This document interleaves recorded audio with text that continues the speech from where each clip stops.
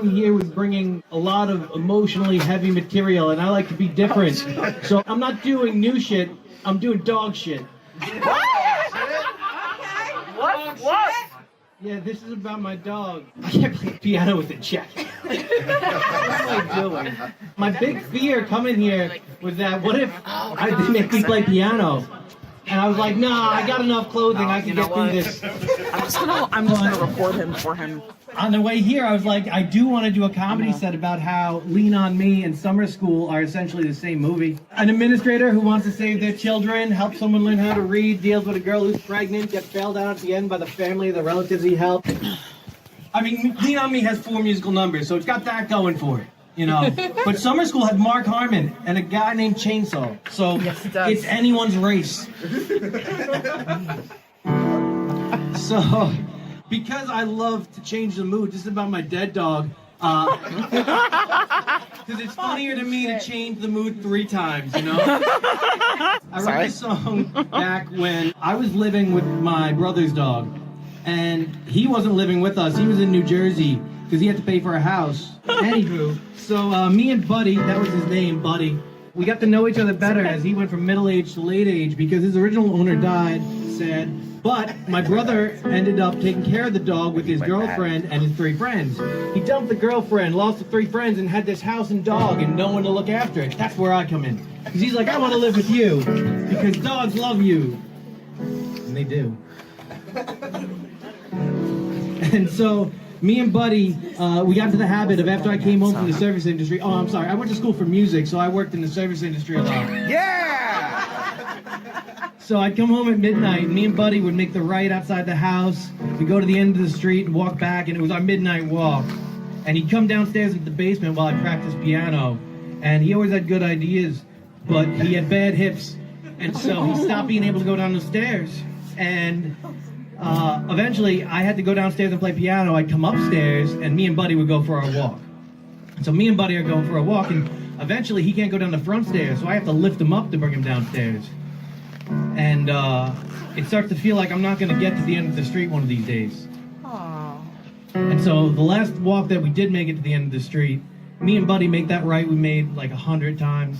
And we get behind the house, and just like usual, this dog is outside and barking in the middle of the night, as he always was. And so Buddy, he sauntered over to the center of that driveway, and with those bad hips, he popped a squat, and he took a shit. Now, I didn't clean it up there because I was walking to the end of the street. It made no sense to have 2 lumps of shit in my pants. So, we get to the end of the street, and we head back. And sure enough, that dog is still barking. And Buddy, with his bad hips, he walks over to that first pile of shit. He turns and he looks that fence dead in the eye because his vision was terrible.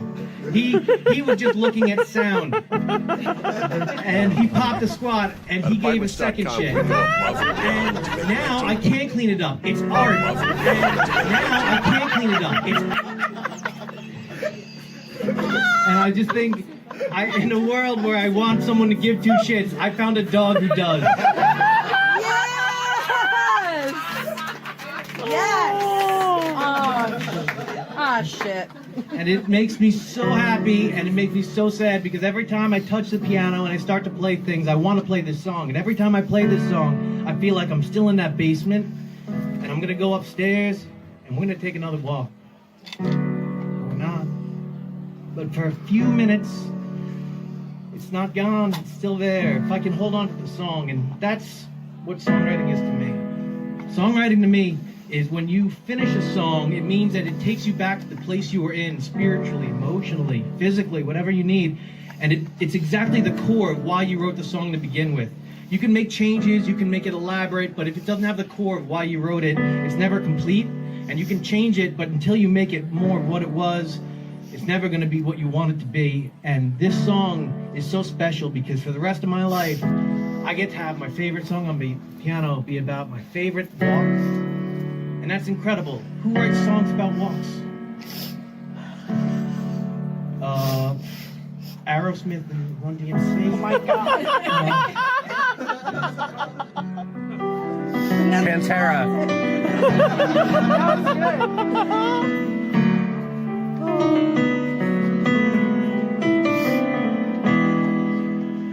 I've never played the piano before, so now you're wondering, does he really play piano?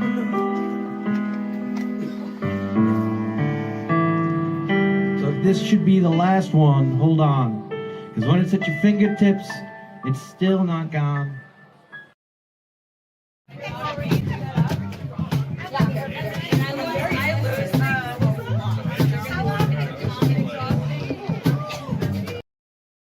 We have Will Wagner. Let's give him a round of applause.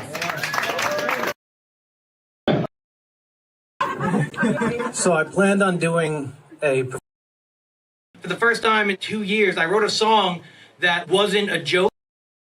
You know what? I thought of this ahead of time. I got drinks just in case. I didn't want to make you go get them.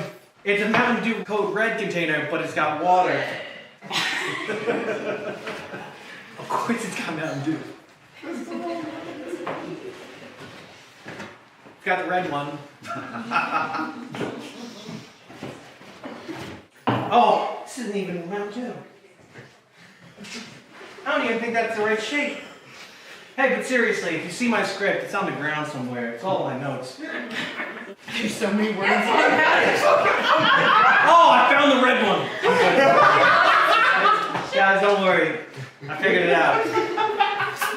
You gotta go 8 cans deep or so. That's the trick. Now that's how you get sponsorship. You dress nice, you show the products, name right to the camera. I'm sorry, this is about my origin story and why I'm like this. Please tell us. So, I've never been married. Really? The closest I was 3, and I was at my cousin's house, and they had a neighbor who was about my age, and they were older, so I didn't get to choose the game. I guess I was hitting the bottle pretty hard. I don't have a lot of memories from that time, like face from Nick Jr., losing some teeth. It was a bad time, okay? I'm not saying I was at my best, I was at my 3. I was gonna do an entirely different set, and I'm like, the only way I'm gonna do this set is if they talk about church, and you fucks. I had planned this set for almost 35 minutes. I thought it through. I gotta go back to church stuff. I'm like this because the church, I figured out early that I enjoyed comedy. I could use it to get out of trouble. At some point that accidentally turned into flirting. And so at my church, I had a girl who was on my basketball team because I was in 5th grade. And our dads played basketball together. They were gay. No, they weren't. They weren't. That's just the joke we could say around the church back then. No, we couldn't. We would get killed. That's how the church works. She pulls me into a basketball closet and kisses, as elementary school kids do. And I was like, oh, this girl really likes me. And she would always go soft on defense when we played. And I'm like, aw. But then I found out that she had a crush on my older sister. I was like, oh, she was playing with her crush's younger brother. It wasn't, I don't want to beat you at the game, because I would play hard defense, you know? I wouldn't let her score, because I'm not letting this girl I have a crush on go to the hoop. She's only got one hand. So, I'm like, at least it's not going to get much worse than the girl I had a crush on has a crush on my sister. I figure that's a pretty fair bar. Yeah, I was wrong. A couple of years later, dated another girl from my church, as was tradition at the time. And she dated my friend, as middle schoolers do. And then I was like, oh, I gotta be okay with this, because that's also what middle schoolers do. And she brought her friend. I'm like, okay, you owe me one, as high schoolers do now. It's been a couple of years. And so I was flirting with her friend awkwardly, the only way I know how. And she invited me to go babysitting, because she doesn't know any better. So my parents do, and so they would never let me babysit someone now. You can only imagine how they feel in the 90s. So I'm going to my friend's house, I'm going to walk to her house. They live in the same neighborhood, they walk to the school. I walk over there, and babysitting when I was in high school was pretty much make the kid want to go to bed. So we played a little video games, decimated. Kid got no skills. And pretty soon he was crying, as kids do, because they're babies. And so I finally get my chance to make my move. The problem is I had no moves. My best move turned someone into a lesbian. I can't risk that. So I'm like, what do cool people do? Well, in the movies, cool people are like chewing gum, and they kiss someone, and they're chewing gum. I guess I watched maybe Grease. The problem was I didn't have gum, I had Tic Tacs. And so what proceeded, we'll call it the worst not-hockey game of my career, because I ended up with 3 Tic Tacs still in my mouth, and she was left with questions. It was terrible. I couldn't let this go down as the kiss that ended it, so I get to the door, about to leave. No Tic Tacs, because I'm not going to let that shit happen again. Turn around, and we have a kiss. It's just bad. I walk back to my friend's house on cloud 9. I get to my friend's house. He's like, hey, how'd it go? I'm like, it went really well. Like, really? How do you know? I'm like, well, we had a kiss. It was terrible. Then we had a kiss. It was just bad. I think she likes me. He goes, oh, I think she likes me. I'm like, how do you know that? He's like, because she blew me on the street. That's what my response could have been. It could have been that. It wasn't. Every thought I've had up to that point goes through my head like, holy shit, those Tic Tacs would have helped with dick breath. And I'm like, oh man, hopefully she's a lesbian. I'm doing everything I can to get out of this tough scenario. But I know one thing, I gotta talk to this girl because it's not a normal thing. That was a residential neighborhood. We're talking 1.5 acre plots. No less than 12 of her neighbors could have seen that blowjob. Like literal roadhead. You say roadhead, you think car. Like, no, she's from the streets. So, next time I see her with that youth group, I'm going up to her, I'm gonna tell her some fucking words. And her friend pulled me aside, she goes, you can't talk to her. I'm like, oh, I can't talk to her? Watch me. And she's like, no, she's not gonna remember anything. I'm like, fuck her, she's not gonna remember anything. I go up to her, I'm like, hey, I got some questions for you. She goes, who are you? And now I have to question whether or not I'm living in Dawson's fucking Creek. Because it happens on the WB. I'm like, oh shit, I don't know how to react. Because I can't kiss someone without turning them gay or scared. And I have to deal with my friend who has a dick that gives people memory loss. Naturally, I'm intimidated. So we're sitting down for youth group, and I'm like, hey, what's the 1997 movie starring Michael Jordan and the Looney Tunes? And she's like, Space Jam? I'm like, where's your fucking amnesia? Pastor's like, don't curse. Like, Pastor, this has nothing to do with you. The important thing is that you don't be there, like a fire. So I wasn't there any longer. A couple of years later, her friends are going to prom, and all of their friends are going. And they're like, you want to go to prom with this girl? I'm like, no. My best friend is going with her best friend. You have to go, because he's a friend. So I go to prom, but, because I'm no dummy, I know what she's into. So I hook up with her friend, outdoors, like a gentleman. She didn't enjoy it so much. So she's like, I don't want to talk to you for a while. I'm like, that makes sense. So I go to college, upstate. There's nothing to do but get abs. I got abs. I came back. She's like, wait a second, you're appealing? I'm like, oh shit. Not to you. And so she's like, you should come to my graduation party. Your friend's gonna be there who dated my friend, and everyone's gonna have drinking games. And I'm like, okay. I get there, and they feed me all the drinks, and they feed this girl all the drinks, so they want us to hook up. I guess this is season fucking 14 and Who Gives a Shit Creek. But they leave abruptly, and it's just the two of us drunk in her house, empty.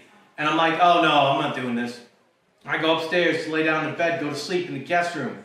I hear the door open. She climbs into bed, breathes on the back of my neck. I get up. Something in the other room. I think I left the stove on. I go in there to check. Turns out it's a bed. I lay down. I try to go to sleep. Sure enough, that door opens again. And I know who it is because there's two people in the house, and this house is not haunted. So, all of a sudden, the covers move. I feel her breath in the back of my neck, and I hear the words I don't want to hear. Hey. So I say what anyone would in that situation. Suck my dick. And she responds, ew, gross. And I say, would you like to take this outside? And she goes, you're an asshole. I'm like, well, then get out of your bed. And I can't help but think, I should have just said, you know, I've been married for nearly 23 years, and I don't have to deal with any of this at home. In retrospect, but, you know. Oh, sorry, I forgot to play music. It appears as though I'm just about out of time.